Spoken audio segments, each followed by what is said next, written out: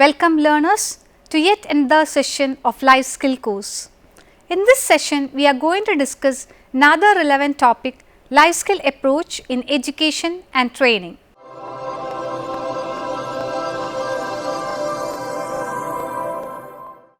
Now, dear learners, we will start the session. First, we will just discuss the concept of life skill. You are all familiar with the concept because you have been listening to this concept in almost all the previous sessions. What is life skill? Life skill means any skill that we learn in order to bring out the fullest potential within a person. It can be any skill like making a good communication, managing one's time, controlling one's emotion, driving a car, swimming, etc. Any skill which help us to survive and live a better life can be considered as life skill. UNICEF defines life skill as a behavioral change or behavioral development approach designed to address a balance of three areas, that is knowledge, attitude and skills.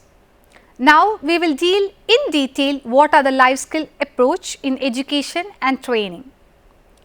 We all are aware of the fact that our world is changing at every moment.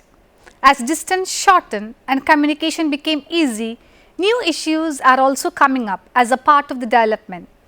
Issues like drug abuse, health related issues, diseases like HIV, environmental threats, etc. These are threats that come along with the progress. These factors need to be given much attention. All these can be approached from a much comprehensive perspective, which is also called as life skill approach. UNICEF considers life skill approach as the interactive process of teaching and learning which focus on acquiring knowledge, attitude and skills which support behaviors that enable us to take greater responsibility of our own life by making healthy life choices, gaining greater resistance to negative pressures and minimizing harmful behaviors. So, that is about what is idea of life skill approach. Now, we will see what are the sources of life skill approach. Life skill approach did not evolve out of a single branch of knowledge. It grew as a part of the multifaceted problems faced by the society. There was a need to tackle the issues of HIV/AIDS, drug abuse, environmental hazards, all resulted in a wide comprehensive approach in improving attitudinal skill, which in turn resulted in a terminology of life skill approach as a part of education. Various global level summits gave much importance to life skill education.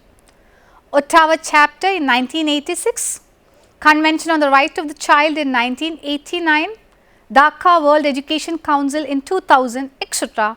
shows how the world began to give emphasis on the idea about life skill.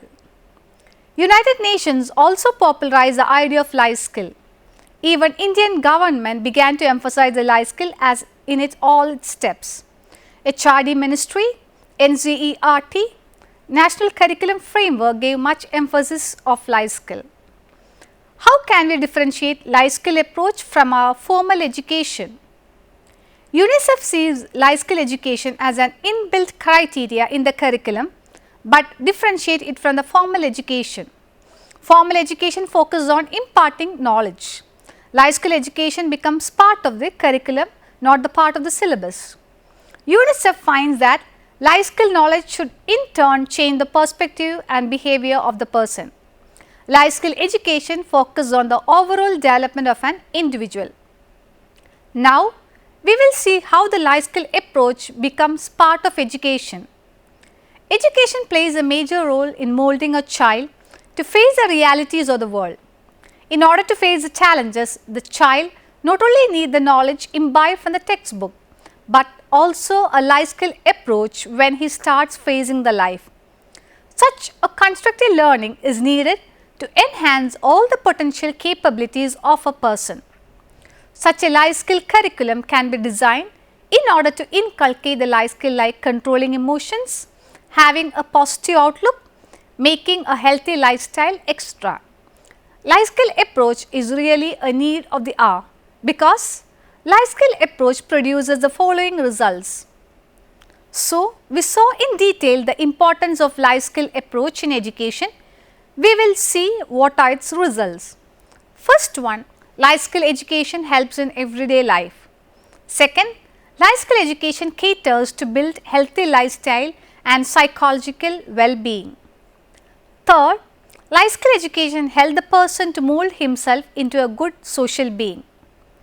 UNICEF, WHO and UNESCO put forward 10 life skills need to be inculcated in the individual as a part of education.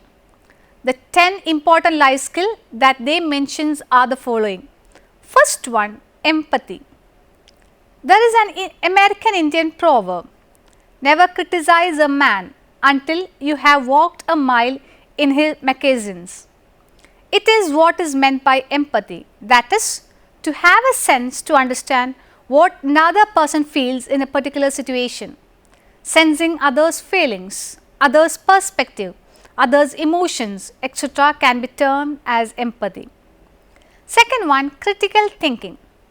Critical thinking means one's ability to examine a situation and make a correct decision and judgment regarding a situation. Critical thinking is really important because it helps us to develop a problem solving and decision making skill. Third one is problem solving. Problem solving skill is a skill all need to master to be successful in personal and professional life. There is no one-to-one formula for finding a solution for a problem. All we need to do is that we should have a good planning and good structuring skill. Fourth one, creative thinking. You might have heard about Paulo Coelho. Paulo Coelho says about creative thinking. Everybody has creative potential, and from the moment you can express this creative potential, you can start changing the world. Every human being is creative, whether it is a poet or a sculptor or a painter shows creativity in their works. Creative thinking is also a very important skill. Creative thinking helps us to view problems from different perspectives, and this skill also helps a person to bring out solution in a creative way, or in a short, a person with good creative thinking skill sees every situation in a fresh way. Fifth one, interpersonal relationship.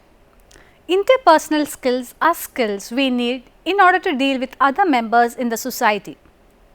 It is always seen that people with good interpersonal skills always become successful in personal and professional life. Certain characteristics of a person with good interpersonal skills will be that a person will be having good communication skill, will be having a good listening skill, will be having a good skill to control emotions, etc. Sixth one, coping with emotion. Emotions are part of everyone's life. Emotions can be positive or negative. It is said that we should never try to suppress our emotions always. It is said that for a healthy well-being, we should always try to channelize and control our emotions. For example, when we experience anger, it will be always good if we control it, because to be angry at the workspace won't be a healthy one. We should try to cope with this emotion. We should understand what will be the end result of our anger, who all will be affected, will it break the relationship, etc. should be taken into consideration whenever we get angry. Seventh one, coping with stress. Stress occurs a part of threat that happens to our body and mind. Our life is filled with pressures and deadlines. If it is in a small quantity, stress can be encouraging, but if it is too threatening, it needs to be dealt seriously. We can deal with stress by doing regular exercises, being systematic, taking breaks between long tedious tasks, etc. can help us to deal with stress. Eighth one, decision making. Decision making plays a vital role in everyone's life. In some cases, decision making can be on simple things, and in some other cases it can be on complex situations. There is no rules regarding a decision making process. Decision making and problem solving are two different concepts. Problem solving needs to be used because there is a problem right in front of you. But in the case of decision making, you are actually choosing something that might happen in future. Ninth one, self-awareness. Self-awareness means being aware about oneself, one's feelings and one's emotions, one's positive side, all the matter regarding oneself. It means being truthful to oneself. Self-awareness can be in a sense we are actually trying to study all the aspects of our personality. It is an important life skill because it will help us to understand more about our personality and our strength. 10th one, effective communication. Good communication is always an added advantage to progress in one's life. Communication can happen verbally, non-verbally, using paintings or through any medium by which you are able to communicate the message. It is always good if we have a good communication skill because it will help in personal and professional life. We will now discuss certain strategies by which life skills can be imparted as a part of formal education. First one, debates. Debate is one platform through which we can impart life skill. It is not just a verbal fight as many people might think. It is a platform through which we can learn many things. It helps us to improve communication skills, confidence, controlling one's emotion. All the basic life skills can be taught through debate. Second one, group discussion. Skills like cooperation, good communication, controlling one's emotion can be taught through group discussions. Group discussions bring learners together. When they are in a group, they learn a lot from their peers. Third one, storytelling. We all love to hear stories, but telling and listening stories have much more wider implication. It fosters listening skills. It improves communication skill. It ignites one's imagination. It helps to make decisions. All these skills can be taught through the simple platform of storytelling. Fourth one, games. Games are the best medium to teach anything. Students will enjoy and learn. When being part of the game, the learners will learn many things unconsciously. It teaches cooperation, it teaches to control one's emotion, it teaches to mingle politely with the peers. Thus, many skills are taught through games. Fifth one, role play. Role play helps a student to learn about others' perspective. During the role play, the learner is enacting different roles. By doing so, the learners will able to see things in others' shoes. He will able to understand other situation. Thus, it will help him to learn the skill of empathy. Sixth one, brainstorming. Brainstorming is also a medium to teach life skill. During brainstorming, the learner is able to come out with different suggestions to a single idea. While engaging so, the student will imbibe the lessons of decision making, problem solving, viewing a matter through the different angles. Thus, brainstorming is a good medium to teach life skill. Seventh one, case studies. While engaging in a case study, the learner will able to study every aspect of a particular case. While doing so, the learner learns to get to know each other and every aspect of situation. This helps the learner to see the world from every angle. Thus, when a problem arises, it will help him to see the problem from every angle and to try to come up with possible solution and help him to make a right decision on the situation. Next, dear learners, we will discuss the theory part of life skill approach, that is how far this life skill approach has a theoretical foundation. The first theory related to this learning process is social learning theory. Social learning theory or cognitive social learning theory is a theory put forward by Bandura. Bandura opines that one learns things from instruction and observation. He strongly believes that mere instruction cannot help a person to learn life skill, but observation and social interaction is also very essential for growth. Thus, this theory proposes an opinion that child learns a lot through observation, that is from natural environment. So, strategies like role play, games, storytelling help a lot for the life skill acquisition. Second theory that supports this learning skill is problem behavior theory. Problem behavior theory is put forward by Jesser. Theory proposes that a person's behavior is developed from one's environment. Problem behavior theory says that there is relation between behavior, personality and environment. Third theory is social influence theory. Social influence theory postulates that children and adolescents always have tendency to imitate others. They always have a tendency especially to be curious about the risk factors of the society. So, the theory tends to establish that a positive guidance is needed before they take the wrong path. That is also the main focus of life skill approach, giving positive guidance to the learners, especially focusing on the adolescent group. Fourth one, cognitive problem solving. Cognitive problem solving skills proposes that teaching young children interpersonal cognitive problem solving skill will help them to evolve to a healthy, positive individual. Teaching this interpersonal cognitive problem solving skill help them to face many serious problems in their later part of life with a more open and positive mind. Role play, games, group discussion, providing feedback are some strategies by which this skill can be developed. Fifth theory is multiple intelligence including the emotional intelligence.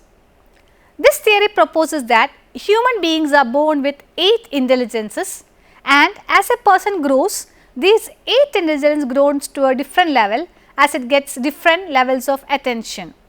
As when one grows, these intelligence also grows to different degrees. These intelligence help the person to face various problem solving skill in latter part of his life. Sixth one, resilience and risk theory. People react differently to different stress situations. Resilience and risk theory develop with this aspect of human personality. That is how some people are able to face stressful situations more calmly when compared to others. There are internal and external factors which will help a person to accept the situation better. Internal factors can be his own self-esteem, his own self-confidence or anything from comes within the person to face the situation. External factors can be the support he gets from the family, society, peer groups, etc. Seventh one, constructivist psychology theory. This theory proposes that a person's individual development happens within the society or as a part of the society. Thus, he gains all knowledge from the society.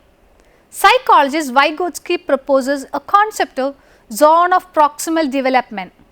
The idea Vygotsky says that there is a gap between what a person can learn from himself and what he can do with the help of others. This wide difference is what he termed as zone of proximal difference. Thus, the constructive proposes that learning happens in a social atmosphere. Dear learners, we have reached the last part of the session. We will see the advantages of life skill approach in education. Life skill approach in education trains a person in every realm of his life. It enhances his social skills by training how to present himself in front of the society. It teaches him to respect others. It teaches him to control his emotion. It teaches him to develop his communication skill, etc. In short, it enhances his social skills. It improves his individual skills because he gets to control his stress, he tries to get right decision at the right time, it teaches him to solve different problems.